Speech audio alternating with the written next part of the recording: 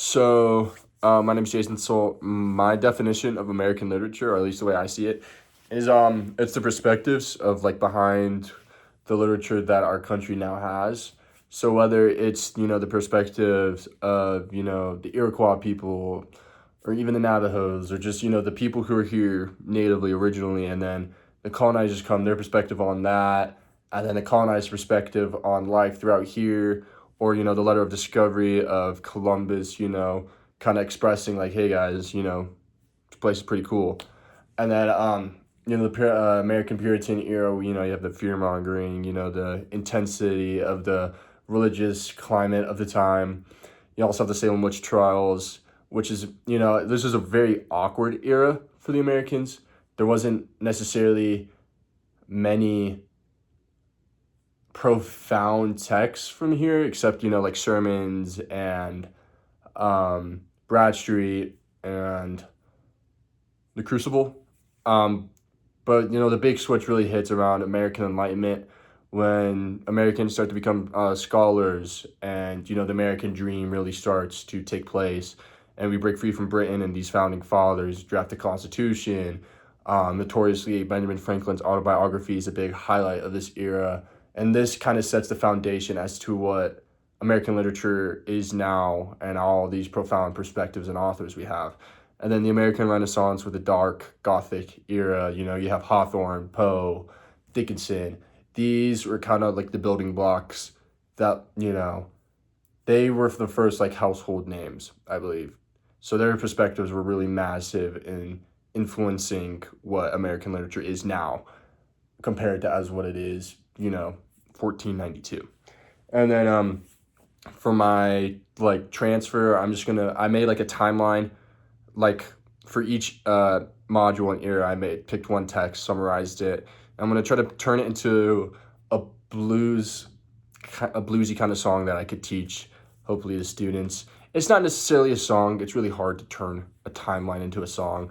So it's more so a narration just with music in the background, I guess, is a decent way to put it.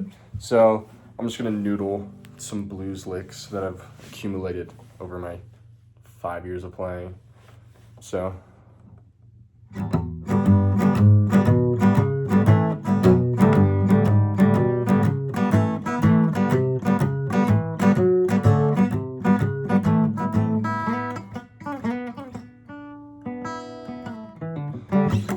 That one sucked.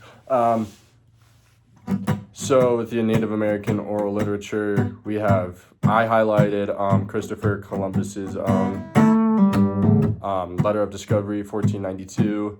This was kind of a letter to the Spanish crown, kind of dictating the potential of America, the New World, as well as early contact narratives with the Native Americans, as well as Christopher Columbus's first voyage to America.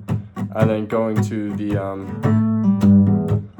American Puritan era, I chose Sinners in the Hands of an Angry God. I thought this is basically like the necessity of fear-mongering that went on at the time, as it's kind of showcases the intensity going on, and it focuses on like the divine wrath and fear and human sinfulness, and how we're all natural sinners and we're all kind of bad humans.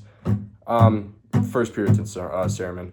And then the American Enlightenment, I chose the autobiography of Benjamin Franklin, as he's kind of highlighted as the first scholar to ever grace America.